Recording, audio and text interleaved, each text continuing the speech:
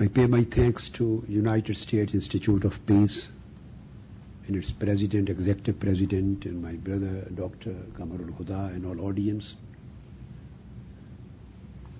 who are joining me in this session. I would like to start my talk from the first point, and that is the concept of jihad. There are certain terms, certain words which have been hijacked by the extremists and terrorists, and they misinterpret them and try to radicalize the Muslim youth in particular, and other Muslims in general, through radicalistic and extremistic wrong interpretation of those concepts and wrong interpretation of some of the verses of Quran and traditions of the Holy Prophet, taking them out of the context and misusing and misapplying them. That's why through their efforts, the youth who are accessible to them, or those who are influenced by them, they try that they may parrot some verses and some traditions, and they may frequently use some words of jihad, of martyrdom, of khilafah, of Islam, Darul Harb, Darul Islam, these kind of terms. Putting them together, then they have developed an ideology with a wrong claim that this ideology is Islam, or this originates from the text of Quran or text of the tradition of Prophet Muhammad, peace be upon him. So crux of our talk today is that this claim is totally a wrong accusation against Islam. This is baseless, and this ideology of terrorists and extremists has absolutely no link, no connection, no legitimacy with Islam and Islamic teachings and the classical interpretations of Islamic authorities. After this brief introductory talk, I don't like to go into the matters which are commonly known, and I would be leaving certain things for you, taking the concept of jihad. When this word is uttered or it is heard, an image of killing, fighting, combating, automatically, because of their wrong activities and wrong interpretations, this image emerges in the minds. My first point, which I am going to elaborate, is that the word jihad and the term jihad does not include any kind of meaning of killing or torturing or fighting or combating. This word is free from these meanings. It means just an extreme exertion, effort, struggle for any good cause.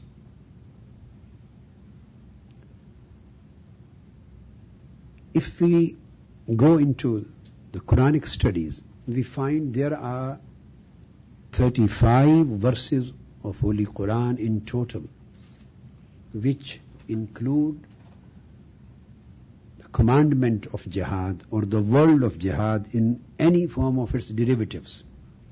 It can be jahada, it can be jahid, it can be jahada, it can be yujahidun, any derivative. There are a total of 35 verses which include the commands of jihad, commandments of jihad. So out of these 35 verses, 31 verses have absolutely no mentioning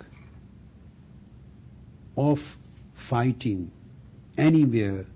I mean, neither in the text nor in the context.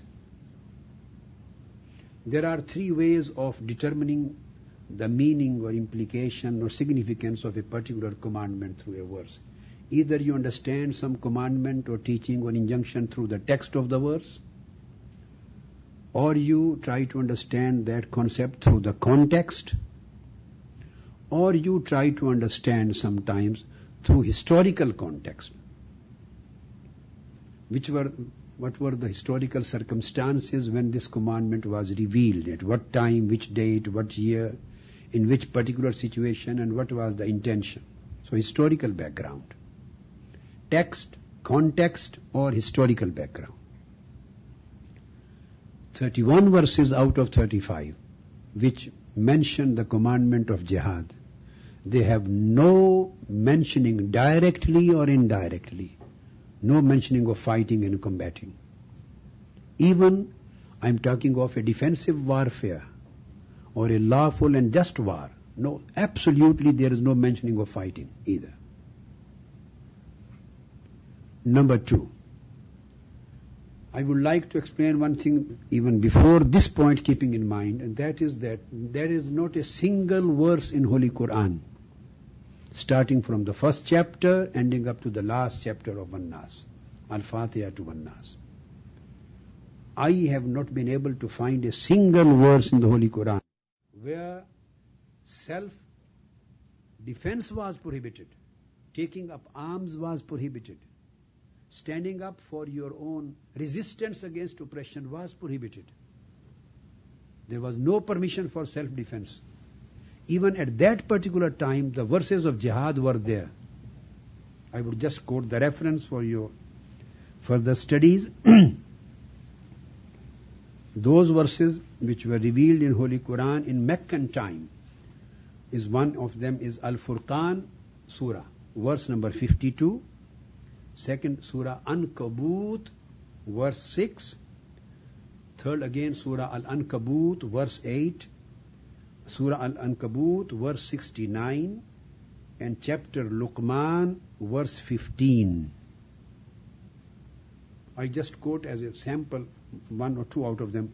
Holy Quran says, وَمَنْ جَاهَدَ فَإِنَّمَا يُجَاهِدُ لِنَفْسِهِ. And it was stated, وَجَاهِدْهُمْ بِهِ جِهَادًا كَبِيرًا.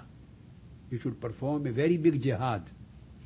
So performance of very big jihad, a great jihad, this was commanded by Almighty God in Makkah, when Muslims were not allowed to touch any arm, or they were not allowed to stand up for their self-defense, or they were not allowed to resistance against oppression. Even then the commandments of great jihad were there in Makkah. This is an evidence more than enough, and very ample evidence to establish the fact that jihad does not necessarily include even the war of defense, although it is included in the broader term of jihad, but it does not necessarily mean. Jihad was revealed much more earlier than the command of the permission of self-defense war and the lawful defensive wars were granted. So, if this is the case, then we have to understand then what does jihad mean? When this was the commandment in Meccan period where your resistance against oppression was prohibited and you are not allowed to raise the arms. So what was the meaning of jihad in Quran? And what does the same meaning will continue till today. So jihad has, as far as its meanings are concerned, it has 5 dimensions of its meaning. The first meaning, and that is the greatest of the jihad actions, the great jihad, the biggest jihad, it has spiritual dimension. The jihad has its spiritual dimension. It is known as jihad bin nafs, and that is your struggle for self-purification it is a fight against your evil wishes of your lower self, to purify your inner self, to make a person a good moral and ethical personality, who could work for the sake of Allah, who could get rid of arrogance, of greed, of lies, of aggressive attitudes, negative propensities, and who could work for the betterment of humanity and the society, and for himself too. This is purely spiritual dimension, no link with arms. Second dimension of its meaning is intellectual dimension, academic and intellectual. In intellectual dimension of jihad, the word ijtihad has emerged. And ijtihad, and mujtahid is a scholar, is a great jurist, an expert of juristic sciences who can derive and deduct the legal values and meanings from the old bases, and who can apply according to the changing and newly emerging situations of modern times. So mujtahid and ijtihad from jihad means connecting the old with the past with the future through academic and intellectual and juristic efforts, purely an academic and juristic work. It is jihad bil ilm and jihad bil fiqh. Third is social dimension, and this is jihad bil amal. This can be political, this can be social, this can be cultural, this can be educational. Anyway, this is for the social reforms of the society, to purify the society from social evils, to eradicate the corruption from the society, and all kind of evil attitudes of human behavior, individually at first level and collectively at this third level. So these works of social reforms and political reforms, democratic struggles, political struggles, peaceful struggles, all come within the range of ambit of jihad bil qawl, al-amr bil maroof wa nahi anil munkar, to promote the good and to abstain from evils. This is social dimension. Third is jihad bil mal. It is financial dimension of the word jihad, concept jihad. This is just an act of charity. And Quran has emphasized on particularly two areas of jihad. The first, jihad bin nafs, the purification of self, lower self, spiritual one, and the socio-economic one, the financial. Most emphasis in Quran has been given on these two. And there is a full-fledged surah, a chapter of Quran, which explains this concept. And it is said that even negation of act of charity is negation of deen, of wholesome of the deen. Spending the money to remove economic deadlock of the poor. Spending your own economic resources to provide the facility to alleviate the poverty from the society. The work which is being done by the charitable organizations in the Western countries, the Muslim countries, by the UNO, whatever, to help humanity out and take it out from the financial crisis. For struggle for equitable distribution of wealth and to provide them all facilities and privileges of the life as human beings. This is jihad. So Quran says, أَرَيْتَ الَّذِي يُكَذِّبُ بِالدِّينِ فَذَلِكَ الَّذِي يَدُعُ الْيَتِيمَ وَلَا يَحُدُّ عَلَىٰ طَعَامِ الْمِسْكِينِ. Have you seen a person, O Holy Prophet, have you seen the person who totally rejects deen of Islam? The rejecter or nullifier of the deen. Have you seen that person? Then Quran answers. The person who nullifies, the person who rejects the deen, religion of Islam, is the one who does not do anything for the betterment of orphans, who does not provide food to the orphans, who does not work to alleviate the poverty in the life of the poor, yatama and masakin, the orphans and the poor communities. Those people who do not work for their economic betterment and welfare, these are the people who are nullifier or rejecter of the faith. So this act of charity, jihad, this is jihad bil mal.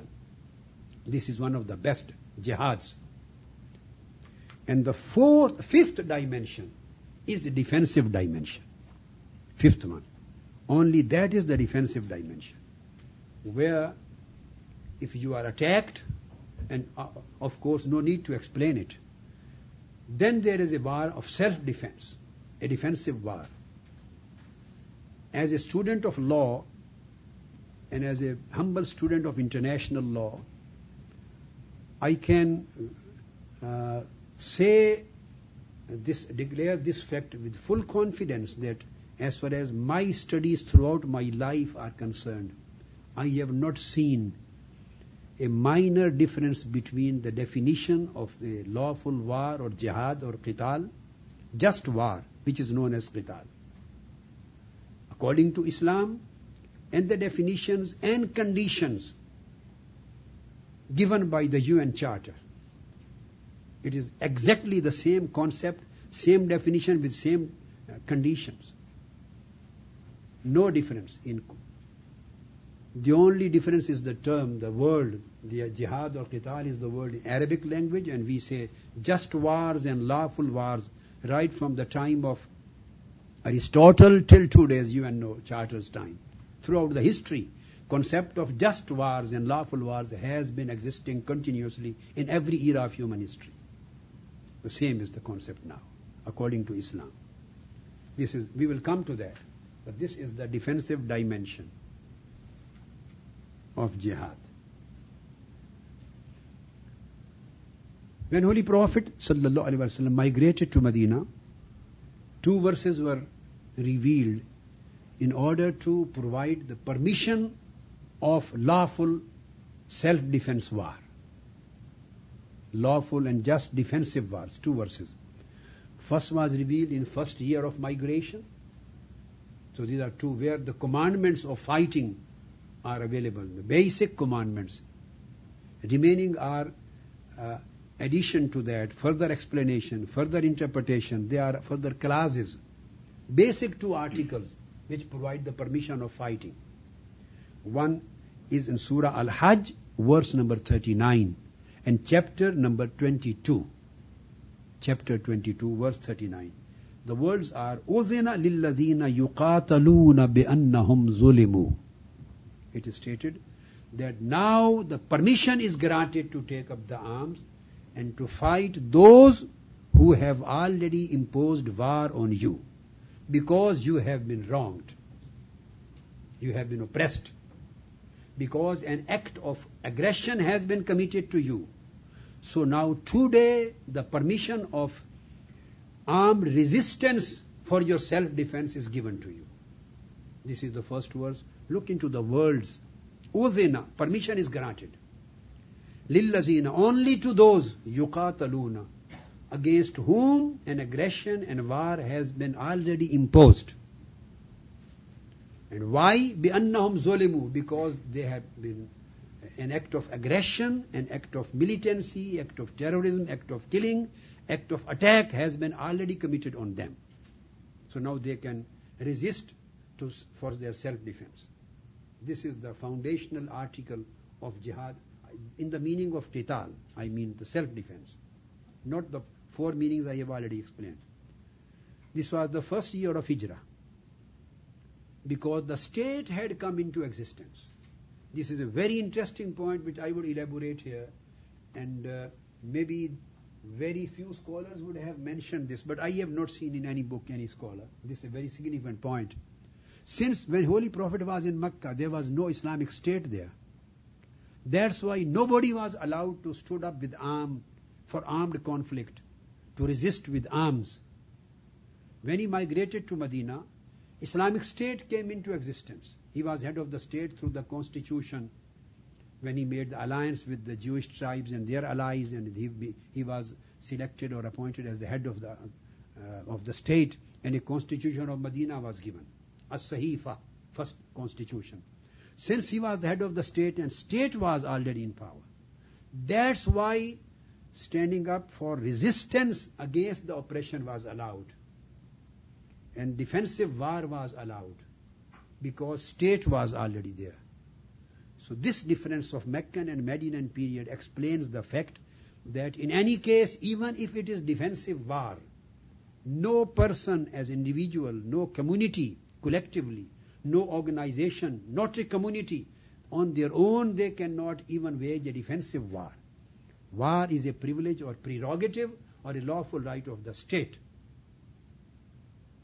No organization, no person has an authority or privilege to wage wars and declare its terroristic acts as jihad. So it was not done by Holy Prophet and his companions. How can it be legalized or it can be legitimate for organization existing nowadays, claiming their criminalistic and terroristic activities as jihad? This is totally against the teachings and the practice and conduct of Holy Prophet. Second verse was revealed, which is the foundational article of jihad in the meaning of qital, the word qital, lawful, just, defensive war. And that was again in Surah Al-Baqarah. This is Medinan chapter, verse number 190. Al-Baqarah chapter number is 2, verse number 190. Again we can ponder into the words. The words are waqatilu. Sometimes the people, they just take up few words from a verse. Sometimes they take up the verse out of the context and they use specific words for their own meanings. There may be some Muslim terrorists, or there may be some of the Western scholars or Orientalists who have not full grasp and comprehension on the subject. Both sides. So Quran says, وَقَاتِلُوا فِي سَبِيلِ اللَّهِ الَّذِينَ يُقَاتِلُونَكُمْ وَلَا تَعْتَدُوا إِنَّ اللَّهَ لَا يُحِبُّ الْمُعْتَدِينَ. This is the second foundation, 2 verses. Quran says this was revealed in 7th year of migration. It means now already 20 years had passed after the promulgation of Islam and after the announcement of his pronouncement of his prophethood and after the starting of the commencement of revelation of Quran.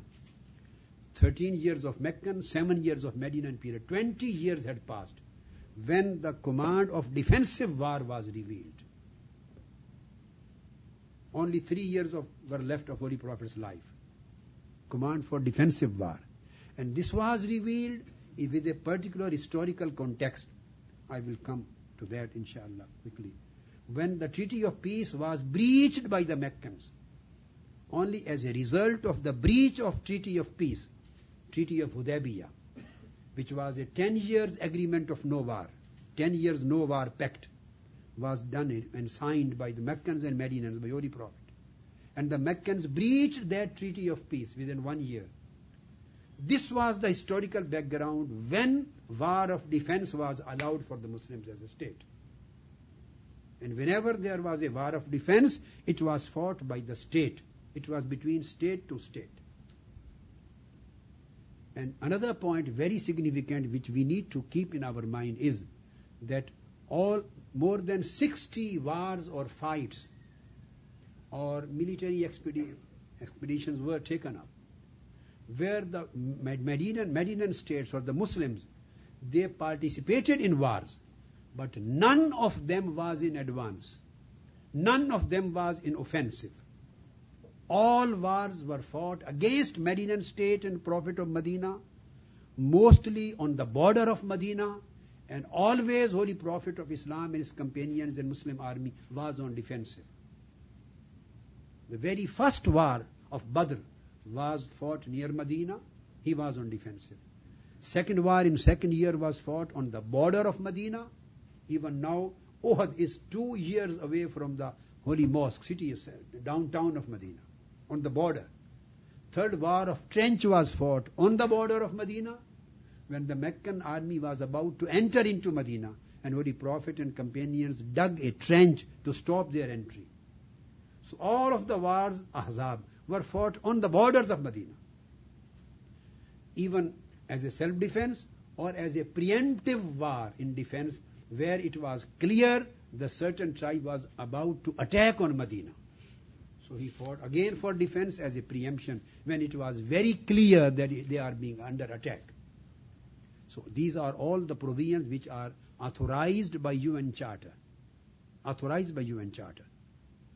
So this verse was revealed in 7th year of Hijrah, where it stated, you may fight in the way of Allah, the word in the way of Allah is misused, misinterpreted or exploited. When it is said, fi sabilillah, in the way of Allah, it means just cause, just for good cause, not for expansionistic objectives, just for Allah's pleasure, for just cause. And you may fight those allazina yuqatilunakum, those who are already fighting against you, those who have already imposed a war on you.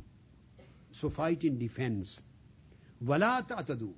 Even in war of defense, you are not allowed to transgress the limits. Transgression is prohibited. The transgression means even during the warfare, in the battlefield, during the warfare, you can't kill the women. This is a categorical in Bukhari, Muslim, and hundreds of the books of hadith and traditions. I have mentioned all these references in my books, in my fatwa, verdict, everywhere. No need to refer it again. So women are totally prohibited. You can't kill the women during the warfare. You can't kill the children. You can't kill the kids. You can't kill the priests, pastors, bishops, religious leaders of the Jewish or Christian or other faith. You can't kill the farmers. You can't kill the agriculturists, the farmers, the growers. You can't kill the business community because they provide economy, livelihood to the society. You can't kill the traders. You can't kill diplomats and envoys and ambassadors. These are categorical injunctions of Holy Prophet, not only in one single book, in hundreds of the books and hundreds of ahadith. And the classical literature is full of these references. And the same was the practice of the guided caliphs in the time and afterwards, in the Khilafat Rashida and afterwards. You can't demolish the churches. You can't demolish the houses. You can't burn the trees. You can't kill the animals without except the need of food. Even during warfare in the land of your enemy, you can't demolish, you can't attack on civilian population. You can't attack on non-combatants. These are the rules of lawful warfare, lawful jihad.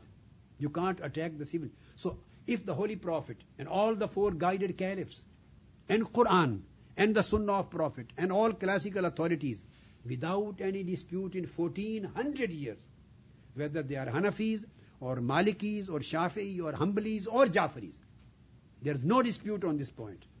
So no one is allowed to attack on non-combatant, even during the warfare. With the state of war, the non-combatant civilian population belonging to a state or country which you are fighting or they are fighting on you. Even then you are not allowed to kill them. So where does we get place for the suicide bombings on civilian population? And the terroristic attacks on the civilian population and attacks on the night times and on twin towers and on embassies and everywhere and kidnapping them and killing them. All these acts are just criminal acts, anti-Islamic acts, anti-Quranic acts. But they have unfortunately hijacked and they create news, and news make the minds. Then the views come on the news and these things make the mindset. So now coming to, so concluding this aspect, fighting in self-defense or fighting against aggression and persecution, another condition is very important, and that is that lawful fighting in defense should be in a just proportion. La ta'tadu, proportionality. You can't transgress the limits. There should be a just proportionality and a moral conduct of war, as I mentioned some of the things. Categorical letters and instructions were issued in written form by Holy Prophet and the Caliphs. But these things are prohibited. You can't do that. And fighting for restoration of peace and harmony. And in spite of the war, lawful warfare, the truce and treaties of peace are to be honored. The Muslims were and are, according to Quran and Sunnah, are not allowed to break or to breach the truce or treaty of peace. In any case. These were the main conditions. Now, where this mentality has come from, this mentality, terrorist mentality,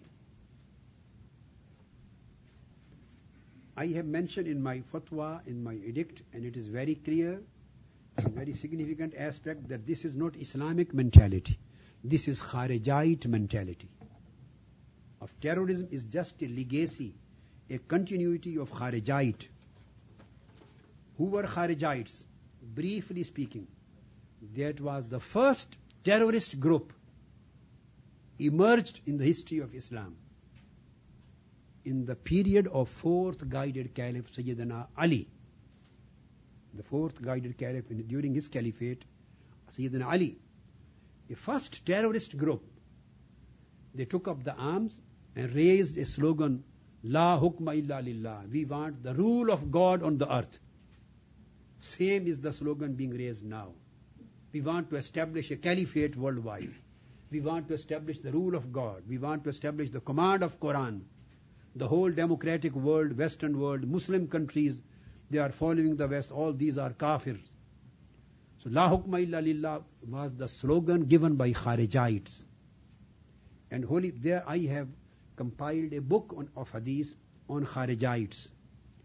And there are more than 100 traditions of Holy Prophet. And all of them are very authentic, highly authentic. From Bukhari, Muslim, Abu Dawood, Tirmizi, Nasai, Ibn Majah, all 6 books. And majority of all those hadiths come from Bukhari, Muslim, muttafaq alayh, unanimously agreed upon. No weak rank. Holy Prophet declared these Kharijites that they would be out of the ambit of Islam. He declared clearly they would go out of the ambit of Islam. They would have no link with my ummah and my religion, and I would have no link with them. And Holy Prophet mentioned specific signs of Kharijite terrorists. I would like to mention a few so that the case comes clear in our mind. I will just mention the signs. With all references are in Bukhari and Muslim, and Abu Dawood and Sunan, Tirmizi and Nasai, Sihah Sitta, the 6 highest ranking books of hadith, and particularly Bukhari, Muslim, muttafaq alayh, agreed upon. The first sign given by Holy Prophet about the Kharijite terrorists, and companions fought them.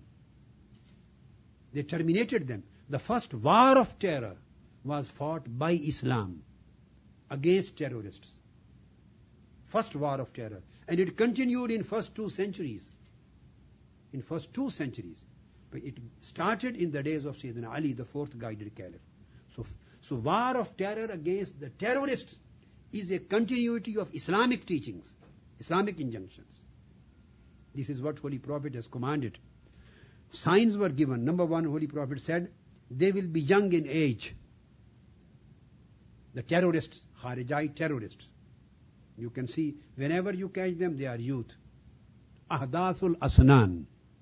It is in Bukhari, Muslim. No need to quote references again. I have explained. 98% all of these signs are from Bukhari and Muslim. Muttafaq alayh. They would be young in age. Ahdathul Asnan are the words of Holy Prophet. Number 2. They will be brainwashed. Sufaha'ul Ahlam. The second term has been used by Holy Prophet. You see how prophecies of Holy Prophet are applied correctly and truly in today's Kharijites. Number 3, Holy Prophet said they will have thick, unkept beards.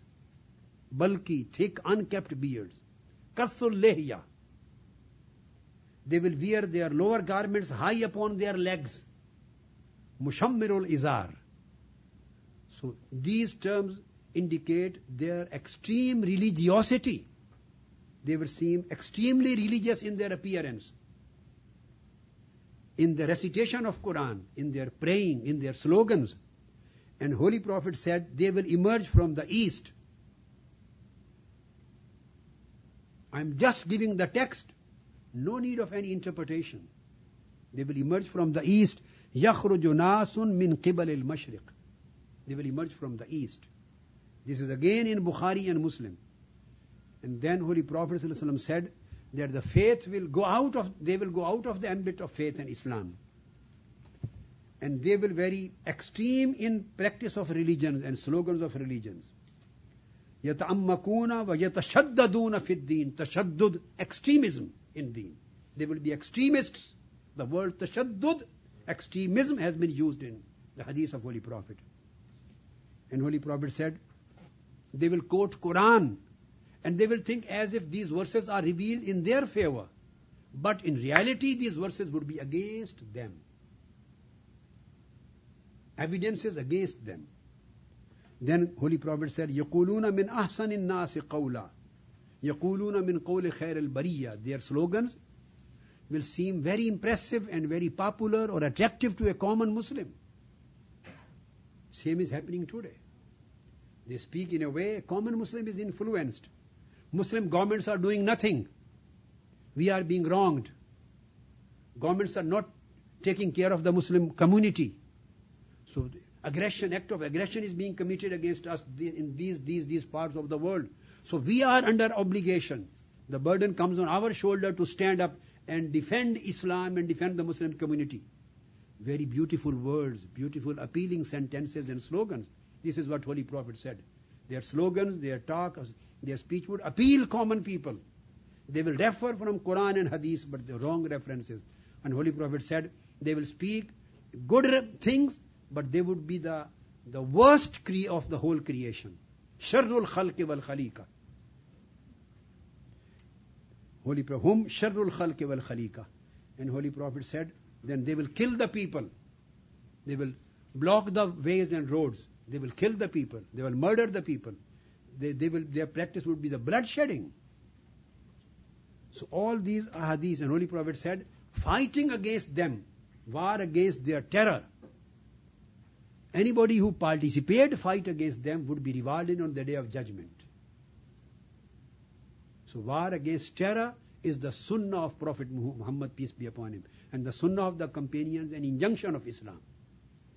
So one may say that these Kharijites was a particular group which appeared in the days of the Caliphate, 4th Caliph, and they can say that they continued into first 2 centuries.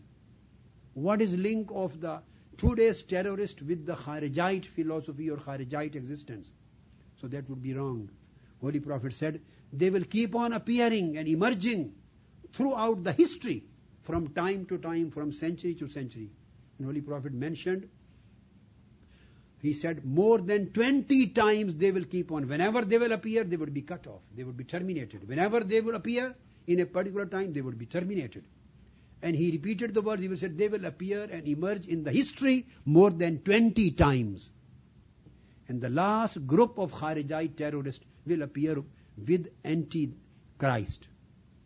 They will be the followers and they will be the friends and they will become army of Antichrist, Dajjal. So they will keep on emerging in the history till Antichrist appears in the world. It means till the day of judgment, they will continue appearing. So it means this is the textual connection of these terrorists of today. They are not only connected with the Kharijites, no, they are actually Kharijites legacy. A continuity, as Holy Prophet said, that they will keep on emerging and re-emerging from time to time till the appearance of Antichrist. All scholars and jurists and authorities on Aqidah and faith and theology, they have defined the word Khawarijite, including Imam Ajuri or Shahristani in Al-Milal wa Nihal, including Allama ibn Taymiyyah, including Imam Nawawi, Imam Asqalani, even up to the scholars of India, old scholars, Allama Shabir Ahmad Usmani. All throughout the history they have been defining who the Khawarij are. They say that the Kharijites are not to be confined with that particular historical group which appeared in the days of Caliphate, the 4th Caliph. No. Ashbahuhum, all those people who believe in ideology of killing the mankind and considering their killing lawful, or those who fight against the governments and take up the arms and rebel against the states, and they consider the bloodshed lawful for them because of their ideology. Those who think that we are here only to enforce the rule and command of God on the earth, and then they kill the people considering licit. All scholars say that all these people are Kharijites. So Kharijite was not only a one group, it is a continuing groups till the day of judgment. Now very important thing, coming towards last 2 things briefly. There is another confusion which is normally and frequently used by the terrorists, by the extremist people, and they quote a verse of Holy Quran from Surah Tawbah, chapter 9, verse 5. And the same verse has created some confusions in some Western authors and writers. And they say this is ayatul sayf, the verse of sword. All those references, there were 70 to 120 verses banning taking up arms in Meccan period. When the permission of self-defense war came, self-defense and defense against your aggression and all these things, so the extremist people and the terrorists and some of the Western writers who are again confused and have no clarity on the subject, so they say that this verse, Surah At-Tawbah, verse 5, Ayatul Sayf, repealed all verses which were revealed for self-defense. And this was the verse just to kill the non-Muslims. And the terrorists of today, the Kharijite terrorists, they take wrong benefit and they exploit the meanings of this verse, take it out of the context, misinterpret it. So I want to clarify this misunderstanding from both sides, from the Muslim side and from the Western side. So now I am analyzing this verse of sword, Ayatul Sayf. This verse is verse number 5 in chapter 9. So we have to be very clear that we can't segregate or isolate a particular verse, taking out of the context and then interpreting it in a specific situation. No, we have to try to understand every single verse in the full context of Quran and in the historical background in which it was revealed. So this is a verse of chapter 9. This surah is known as Surah Al-Bara, Surah Bara'ah, Surah Tawbah and Surah Bara. This is the chapter of renunciation, absolution. This was revealed in 9th year of Hijrah, 9th year of Holy Prophet's migration. That's why they say this was the last verses, and they have repealed all verses of peace and commandments of treaties and commandments of self-defense. It has become an absolute mandatory on the Muslims, Ma'azallah, astaghfirullah, wrongly saying, just to kill the non. This is biggest silly thing to say. The terrorists are using this word. Biggest silly argument of the terrorists. This whole chapter was revealed in 9th year of migration. And the first word is that the treaty of peace, which was made in Hudaybiyah in 6th of Hijrah, when Holy Prophet went there with 1,500 companions, and he was not allowed to enter Mecca. And this situation ended up on a treaty of peace, a truce for 10 years. No war truce. So there was a specific condition, article in that treaty, written article, that neither Mecca nor Medina would attack on each other, nor their allies. And none of these two states, Mecca or Medina, would be allowed to help any ally in order to attack on Medina or attack on the allies of Medina. The same way, Medina would not be allowed to help their ally in order to attack any ally of Mecca. So this was the comprehensive treaty for 10 years, no war. What happened soon after this treaty took place 1 year before, there were Banu Bakr was a very big tribe among the allies of Meccans. And there was a big tribe, Banu Khuza'ah. He was allies of Medina. So Banu Bakr attacked, breaching the treaty of peace. Banu Bakr attacked on Banu Khuza'ah and committed a grave act of killing, massacre, public massacre, mass killing in Mecca. And Meccans provided them the arms, the money, and they physically participated in this attack and killing. So the Meccans breached the treaty of peace by this attack and a collective act of killing of tribe Banu Khuza'ah. So the treaty of Hudaybiyah was breached, finished. This surah, chapter 9, was revealed in this historical context to announce. Up till this time, the breach of treaty was done by the Meccans. Now Quran is declaring annulment or renunciation, that treaty of peace which was done in Hudaybiyah. under which both sides were bound and responsible not to wage war against each other or against their allies. Now, bara'atum min Allah wa rasulih. God and His Prophet are announcing that that treaty has been renunciated, cancelled. Now there is no liability on both sides. This is an announcement of no liability is remaining after the breach has taken place by the Meccans. This was the whole surah.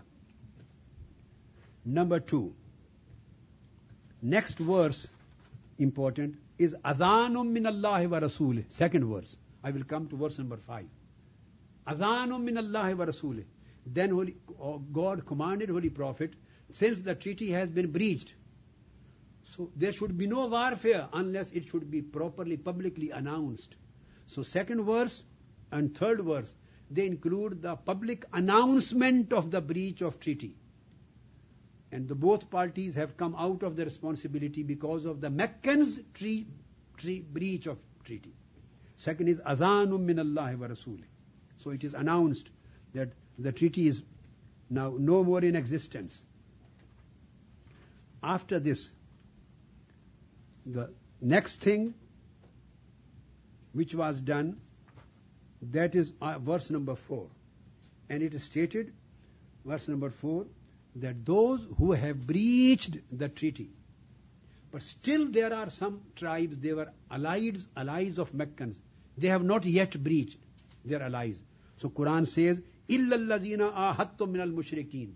They are allies, those allies who have not participated in the breach. So the treaty of peace would remain intact and applicable as far as those tribes are concerned, because they are peace-loving tribes. So Medina will honor that treaty for them. This was the third article. Then fourth article was, only those Meccans and allies who initiated the war against Medina and Medinan allies, since they have breached the treaty.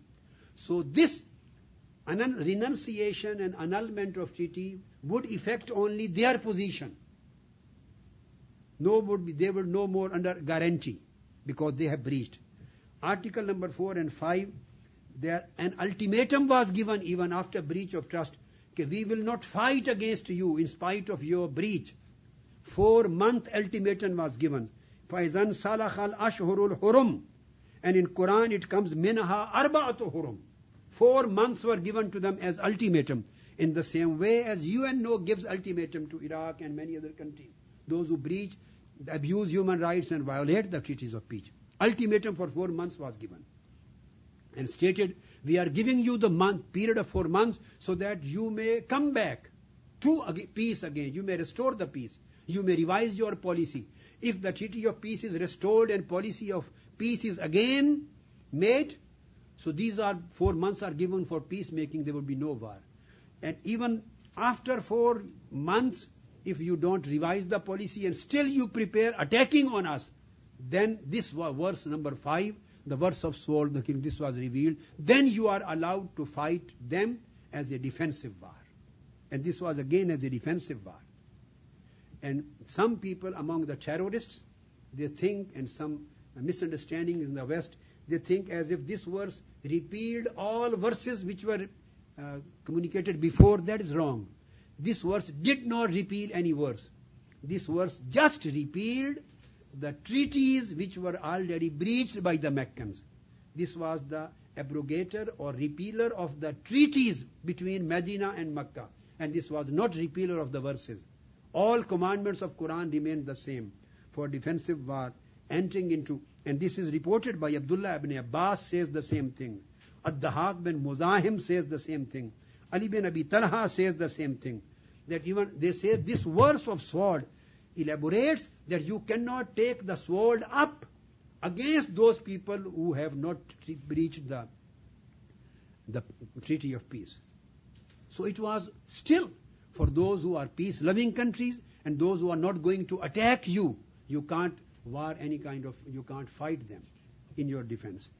And again, if a war is going on, the same verse tells in verse number 6, if a war is going on and a state of war is restored, even during warfare, it is said, if any person non-combatant belonging to a state which you are fighting, which is fighting you, if that non-combatant comes to you, you are under an obligation to provide peace and security to him.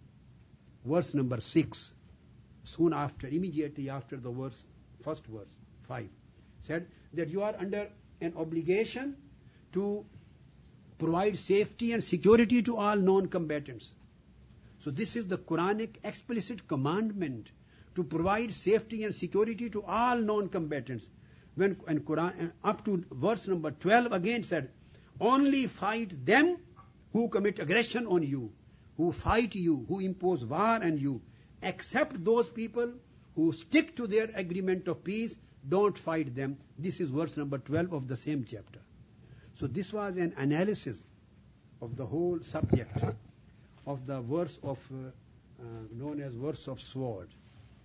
And just within 1 minute now, after exploiting all these concepts, the last point, which is being misused and wrongly interpreted by misusing and hijacking the concept of jihad and all these, what do they say? They declare the whole world as Darul Harb, abode of war.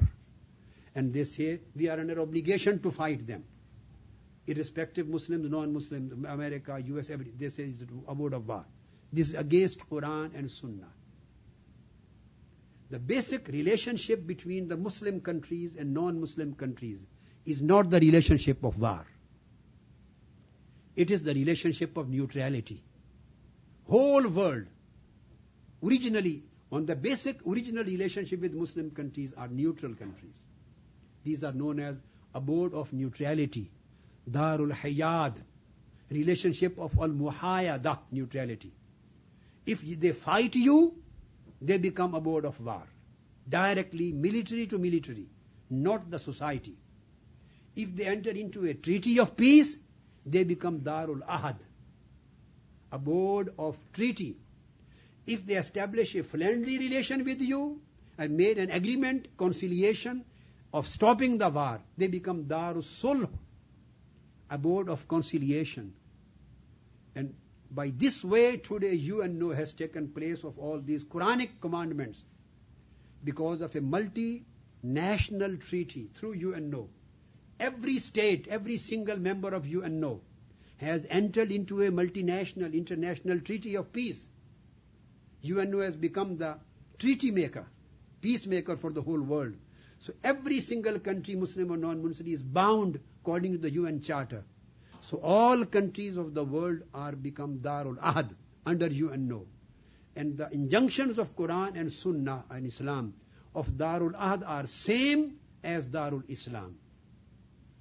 And as ending remarks, all jurists, Imam Abu Hanifa, Imam Tahawi, Imam Sarakhsi, Imam Kasani, and Hanbali and Shafi'i and Maliki scholars, even Imam Shafi'i, they agreed on this idea that the word Darul Islam does not mean the land of Islam or abode of Islam. This is wrong translation.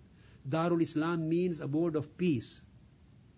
And every country where the people living there are free, they have security of life, of property, of wealth, of religion, of culture, getting benefit, freedom everywhere, those countries are Darul Islam, means countries of peace.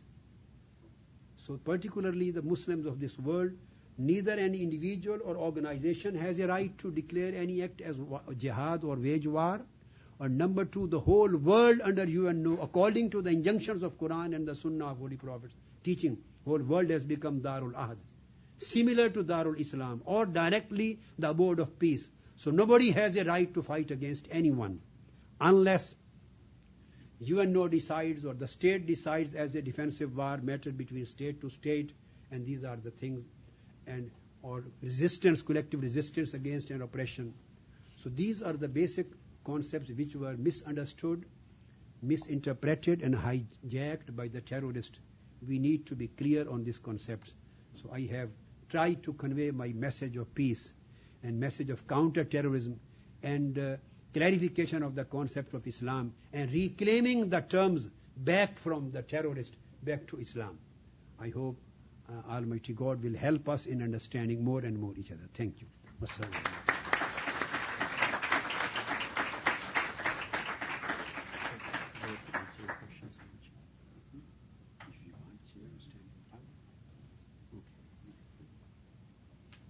Thank you very much.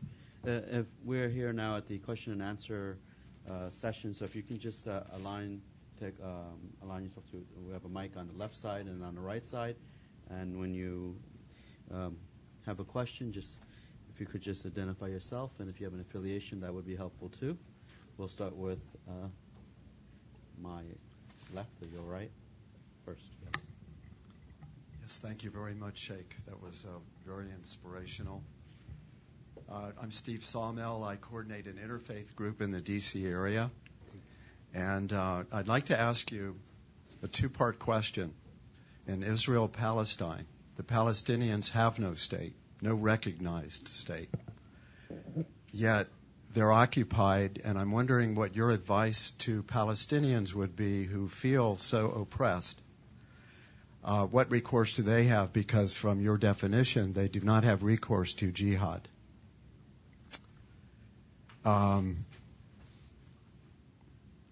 Secondly, in the New York Times today, it's reported that the Palestinian negotiator, Erekat, is saying that with the settlement renewal, that he feels they should go to the United Nations to be recognized as a state, the Palestinians.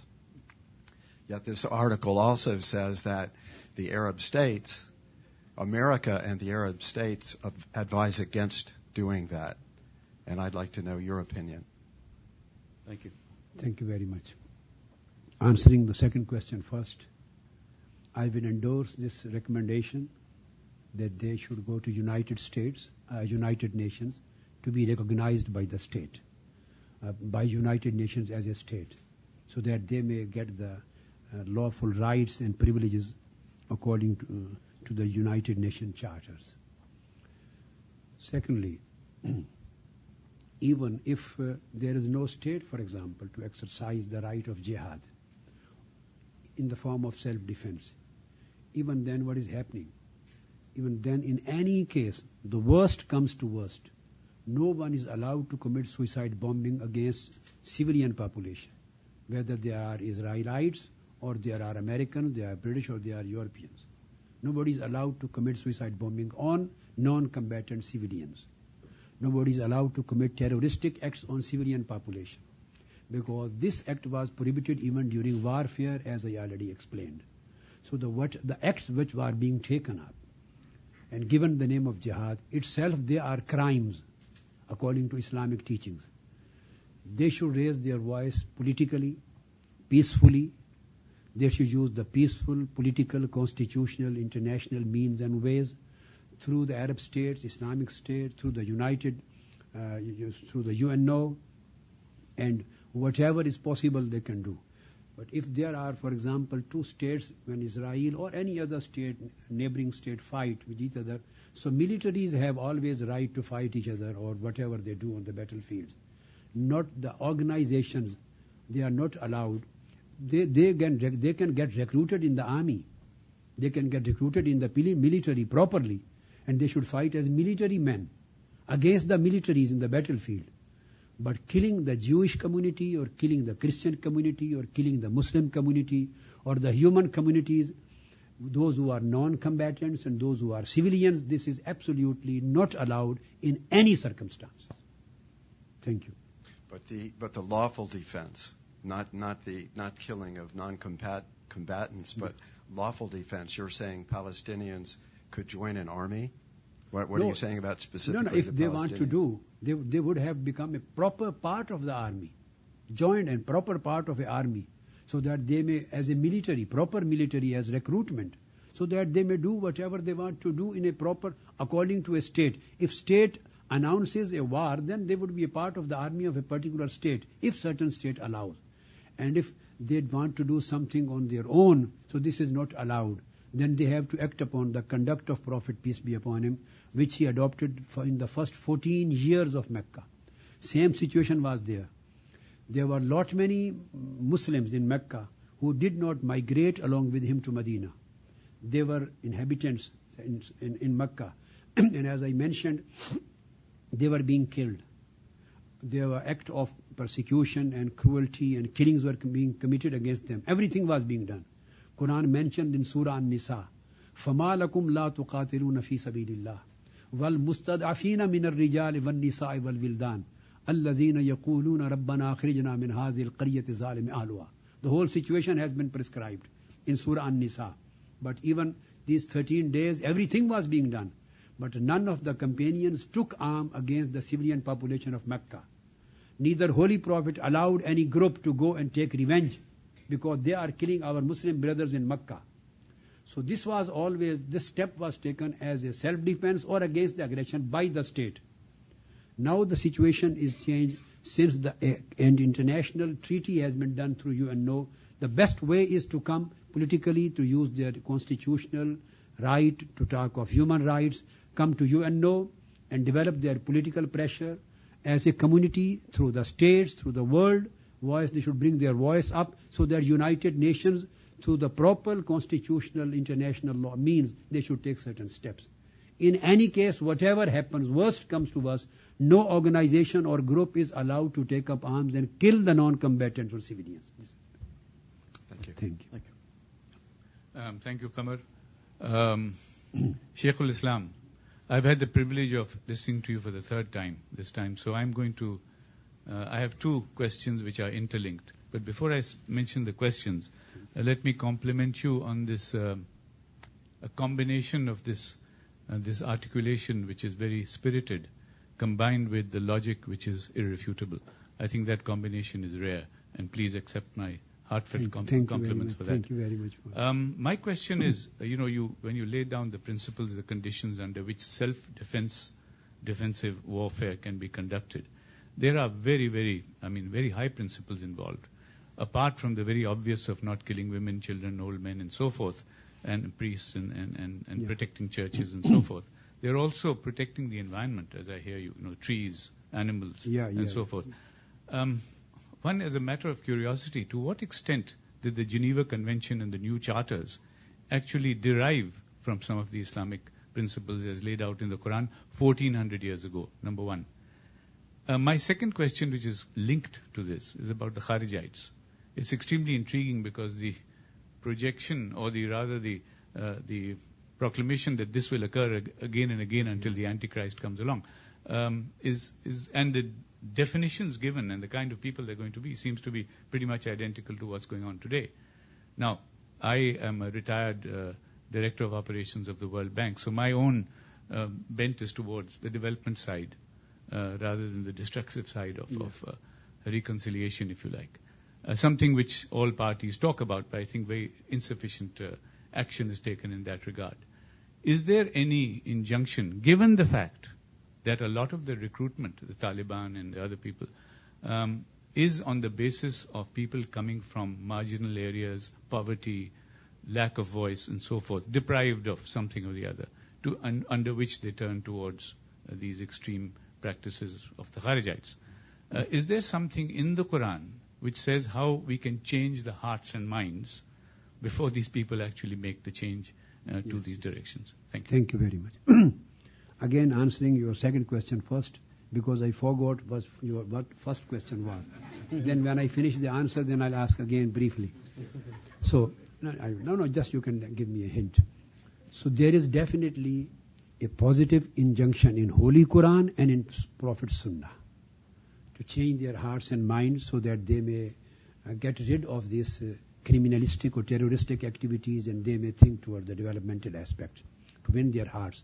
The Quranic verse which refers to mu'allafatul qulub, the verse of sadaqat, the verse of charity, a specific portion was fixed for winning the hearts of the people so that their mindset is changed. Mu'allafatul qulub, it continued. So the money was spent on them to take them away from poverty, and the Baitul Mal, it was ordained by the Holy Prophet and the Caliphate that Baitul Mal was open for Jews and non-Muslim and Christians so that they also get the economic support. Not only the Muslims. Muslims, of course, definitely, but even non-Muslims, so that they are supported socially and economically. They are upgraded. Their economic deadlock is resolved. they feel happy in a society, respectable place, they can gain respectable place. And that's why how through the social reforms, educating them, providing them economic necessities, upgrading them their status, this is how you change their mindset and win their hearts. This is the Quran. And same was the practice of Holy Prophet, peace be upon him. You know, even in those days when Makkah was at war, but Makkah was not in the state of treaty, it was in state of war, and always planning fights and wars against Medina.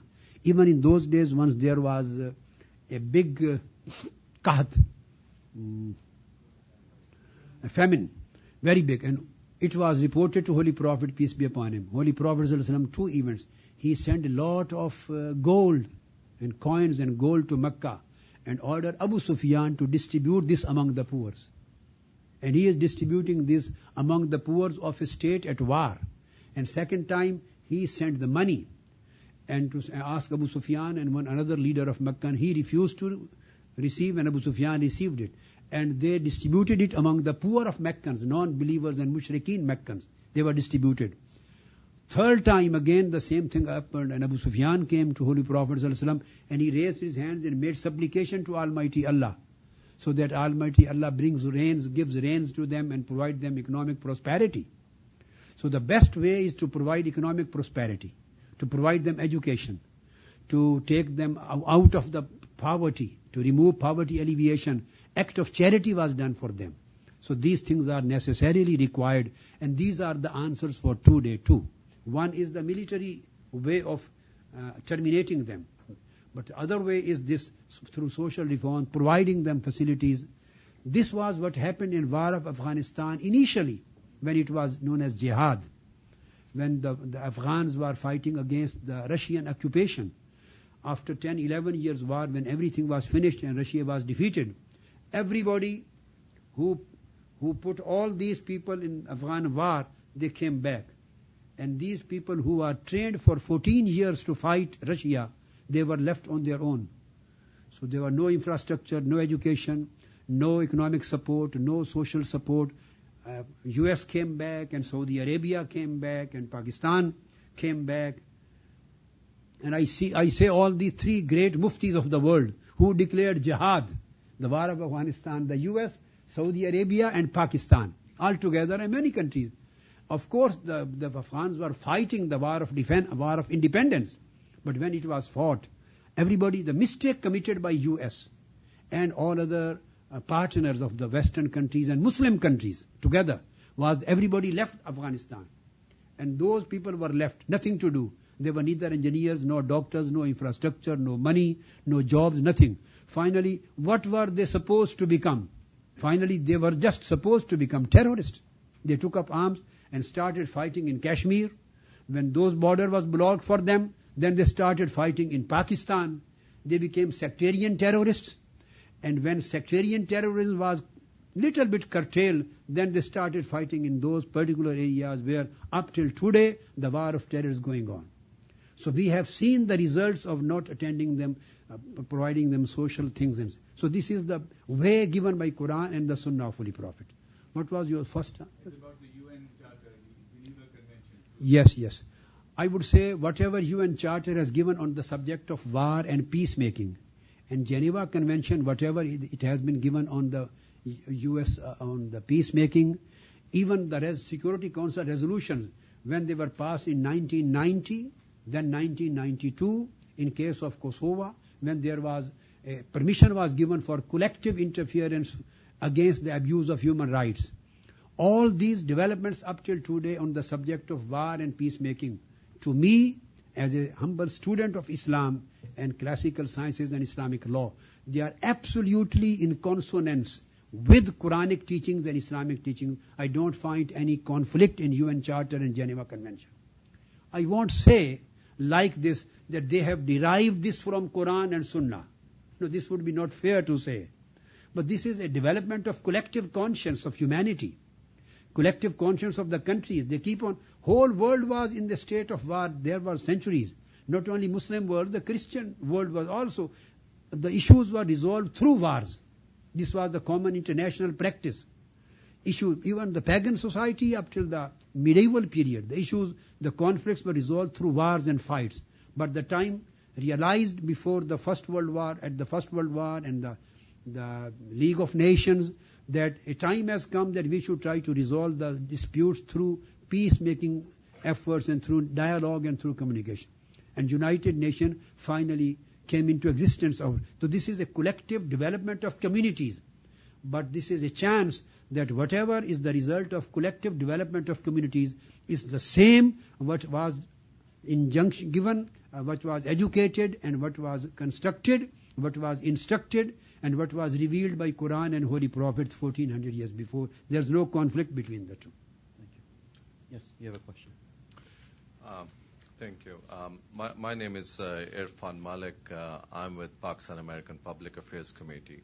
And I want to thank Sheikh for coming, visiting us in Washington, D.C. Thank you. And I pray and hope you can visit us more often. Thank you. I first came to know of your work when Christiana Amanpour interviewed you, and ever since, I've been following your work, and I hope and pray that they are more like you.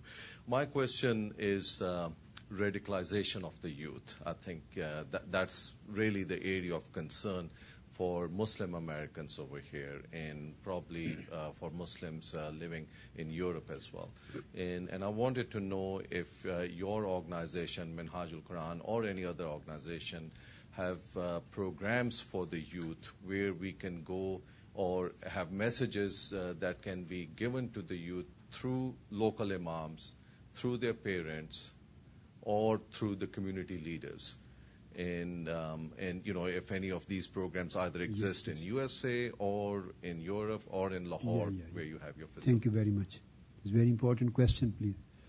As far as other organizations are concerned, you can find out their activities, what kind of programs they are running. They would be better in giving the answer and details. As far as the Minhaj-ul-Qur'an organization, our organization is concerned, we have programmed. And there is multi-dimensional programs going on de-radicalization. One of the major part of the regular program, ongoing program, is Al-Hidayah, which takes place every year in England, in Warwick University.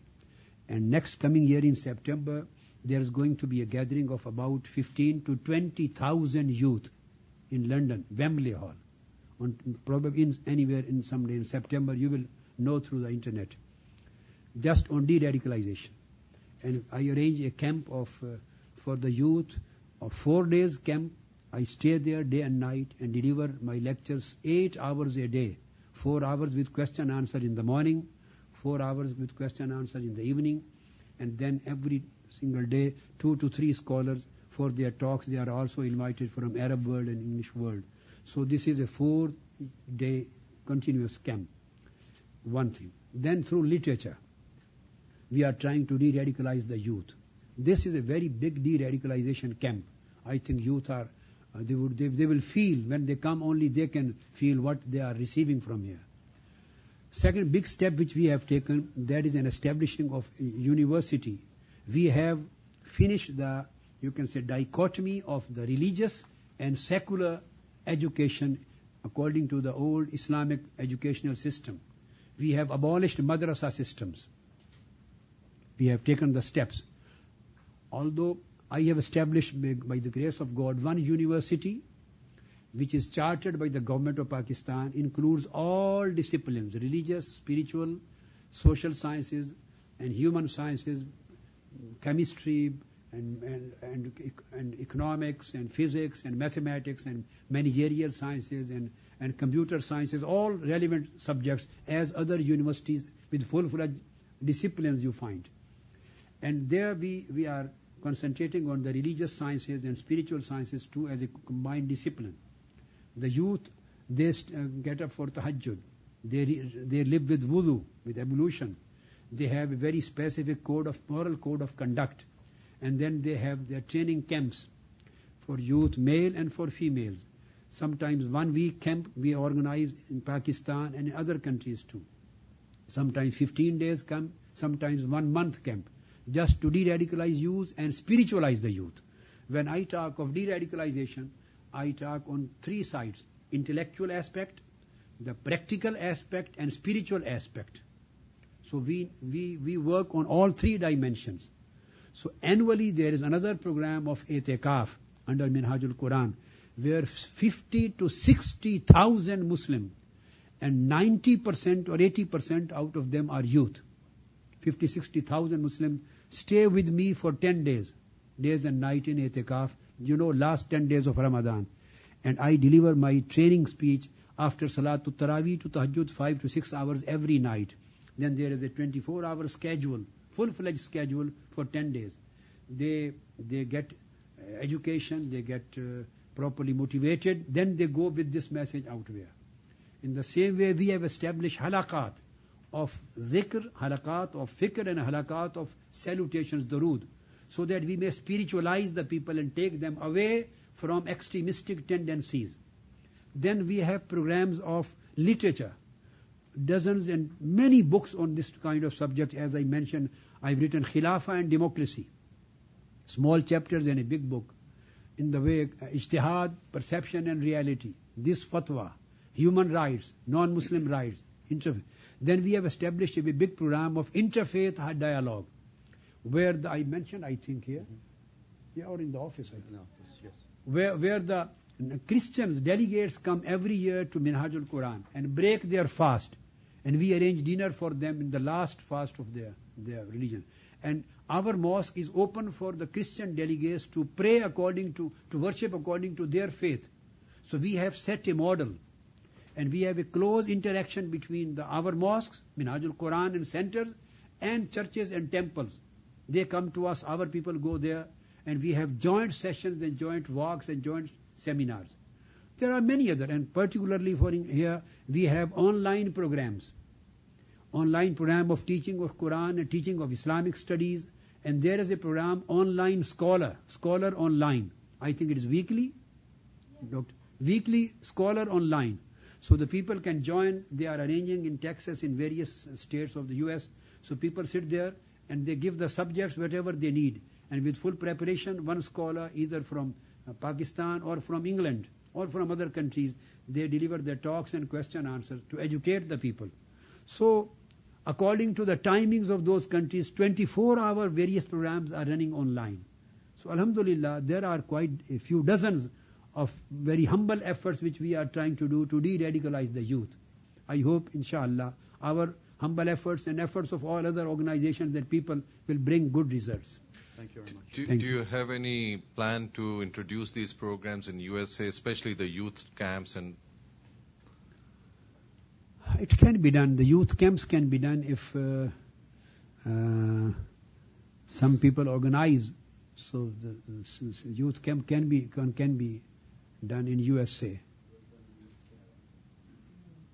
It can be done 3 days youth camp if some people come out and they take responsibility of organizing. So the same kind of camp for 1,000, 1,500, 2,000, 3,000 youth can be arranged in US too.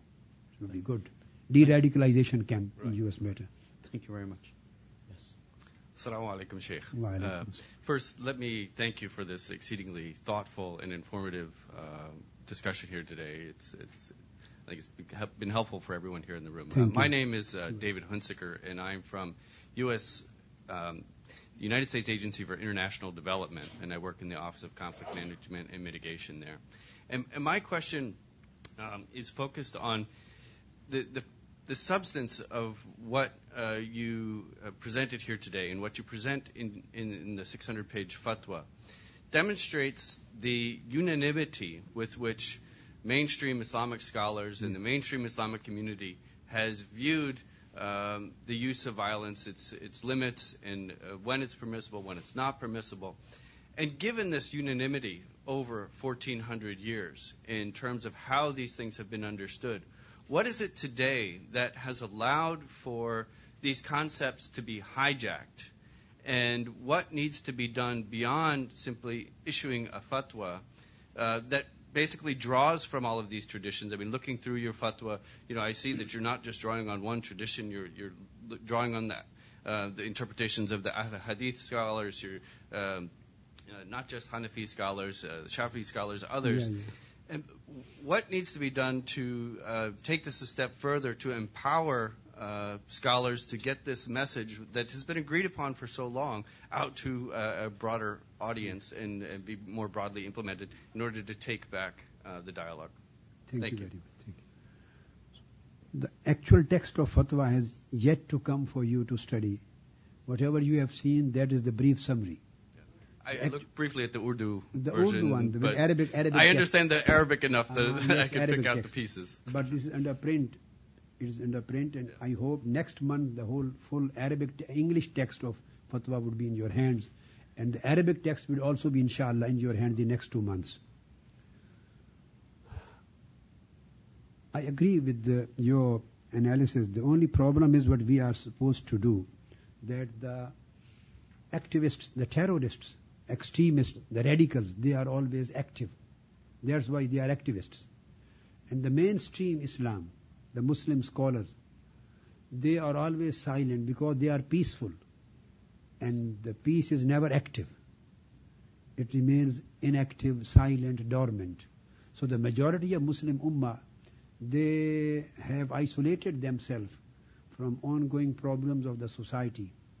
We need to activate them so that their voice becomes vocal, their voice becomes loud, they are heard, and they should stand up collectively and actively to condemn that all these activities being done by a very handful of terrorist people, that is not Islam, which, as I have explained and the other authorities have been saying, and scholars, they need to be vocal and loud.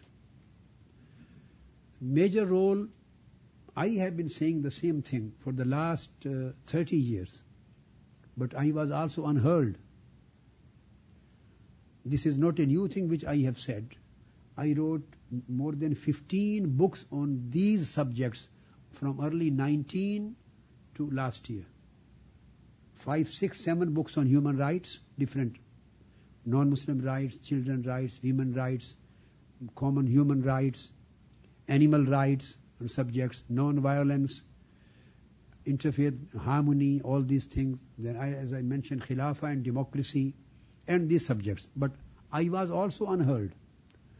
This was just fortunate that when I issued this fatwa, maybe because of this term or a very clear-cut, categorical, absolute condemnation of terrorism, without any if and but, and without conditionality, it was picked up, and the whole Western media received it very nicely, and I am thankful for that, because they made it popular, and this voice then approached everywhere, and people started thinking, no, whatever we have been listening from that side, that is not Islam, there is something else. So the only basic thing is we have to propagate. Thousands of websites are being run by activists, radicals, terrorists and extremists. And there may be very few websites being run by the mainstream Muslim scholars talking of peace, moderation, compassion, mercy, love, brotherhood and integration. So we have to run more and more websites so that this voice be heard. These messages are conveyed. So we have, alhamdulillah, put everything on the websites. We are making small 10-minute shorts of talks and speech. We are arranging seminars. We are arranging workshops on these subjects. So we need workshops on these subjects. We need more integration. We need more propagation. We need to be more active and to make this voice be heard all over the world, so that the Western and Eastern people may understand that certain person or certain organization, they are not neither authorities nor representatives of Islam. This is Islam. And they hijack these terms because they create news and views. Nuisance. Nuisance always create news. And peaceful people, since they remain silent, they never create news. So you have to speak loudly, speak up loudly, so that your voice is heard everywhere and you are properly represented. The only way is being active. Thank you. Thank you. I think we have a lot from you, and we are just a little before 4 o'clock. There's one question I have before we break, which is within your fatwa, there's a question of whether you're calling the Khawarij, the contemporary terrorists, kufr, unbelievers. Yes. This is. Are you calling them non-Muslims, disbelievers, or transgressors? Could you elaborate that? Because this is a bone of contention from those who read this fatwa in the original Urdu, and then the abridged version in English has tried to do some justice. But are you calling the contemporary terrorists and all those organizations that we identify, Al-Qaida, Lashkar, Taliban, so forth, and all these other, are you saying they are disbelievers or non-Muslims? What is their status regarding your fatwa? This is very important question, very interesting. I saved it for last. I'm thankful to you that you put this question to me. The thing is that we have to understand this topic jurisprudentially and exegetically, according to the exegetical principles of Quran and jurisprudential principles of Islamic law. What I have said in this fatwa and what I am saying, what I consider is that killing of human beings, it possesses two kinds of status. This act possesses two kinds of status or two kinds of position. There are two positions. One is just an act of killing. There are many murderers who kill any innocent people out of anger. The tribes, the people, the families, they kill. They kill by mistake, they kill by unintentionally, they kill intentionally. So just an act of killing. First of all, Quran says, Man qatala nafsan bighayri nafsin wa fasadin fil ard, faka'annama qatala an-nasa jami'a. If anybody kills any person, no qualification of being Muslim, no condition. Any person, may be Muslim or non-Muslim. The word nafsan means any person, Muslim or non-Muslim. If anybody kills him or her, then he will be considered as if he has killed the whole of humanity. This is the first basic article from which I am deriving. Now, the act of killing has two positions, legally speaking. One is just an act of killing, without any particular ideology or theology. So this act of killing is known as haram, forbidden. So any killer, he is a criminal, he is committing a haram act, a forbidden act. Second position of act of killing is under a particular ideology. To kill a person, or to kill a community, or to kill a group of persons, either by suicide bombings or by terroristic attack in any way. To kill certain people, Muslim or non-Muslim, with an intention, with a faith, with an ideology that this killing is lawful. The first killer is killing a man, but he thinks that he knows that he is committing a crime. That is haram, unlawful, forbidden. But second category is that if somebody or some people do the same act of killing with an ideology that this act is lawful, or we are under an obligation to kill them, or this act of killing would take us to heavens instead of taking us to hellfire. We are going to heaven and getting 70 virgins. And if we are killed in suicide bombing, then we are martyrs. So with this whole mindset and ideology, if somebody kills, he becomes a kafir. A non-believer. He becomes a disbeliever. Disbeliever. He becomes a disbeliever. So this is not only stated by me, this is an agreed upon exegetical and jurisprudential principles quoted by the scholars and all exegetical specialists. And the first reference which I will quote here, I have mentioned, is Imam Abu Mansur al-Maturidi, the Imam of Ahlul Sunnah in 3rd century, who organized and compiled the science of Aqidah, science of theology. He has categorically written in his Ta'wilatu Ahl Sunnah, in his book of Tafsir, that man istahalla dima al-nas, or dima al-muslimin, or dima al-nas, the one who istihlalud dima, bloodshed is one thing, and bloodshed, and considering it that it is halal, it is permissible or obligatory, he said, faqad kafara. He becomes a disbeliever.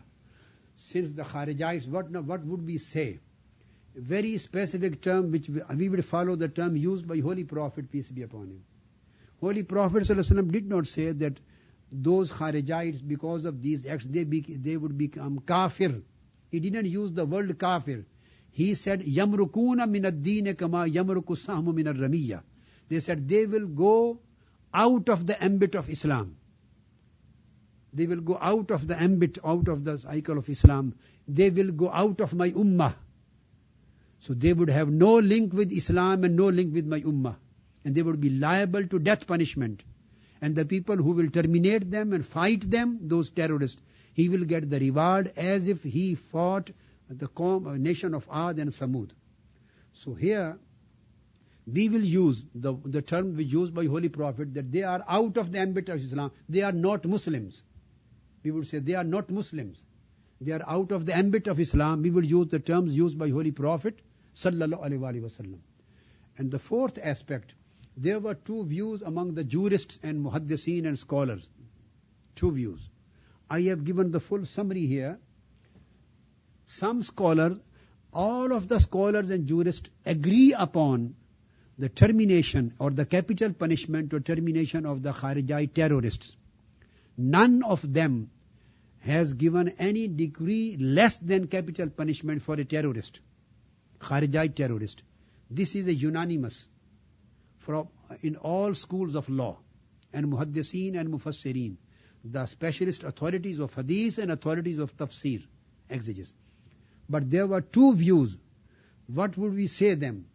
Whether they would be kafirs or they would be known as bughat, the rebels. Although they are liable to be terminated. But what would be their title? Majority of Islamic scholars, including Imam Bukhari and Imam Ajuri and Qazi Iyaz and Imam Nawawi and Imam Asqalani and Imam Ghazali, all these scholars up till present time, majority, overwhelming majority, they have been declaring their act kufr. And there were very few scholars among the muhaddiseen and very few scholars who have declared them bughat, rebels. Instead of saying them disbelievers, they said they are liable to be death punishment and to be terminated, but their title, technical title would be like bughat, they are rebels. Like rebels are liable to be terminated, liable to be fought with. That's why they would be technically known as rebels, al-bughat. And majority have been saying that they go out of the ambit of Islam and they have declared their act as kufr. But as community, they are not said that they are kuffar. Their act is kufr, and the act is act of disbelief, and they become disbelievers according to the commandments of Holy Prophet. But as community, we say they are not Muslims. These are the limitations combining both views. But majority go to their kufr. Very few scholars say them the bughat and rebels.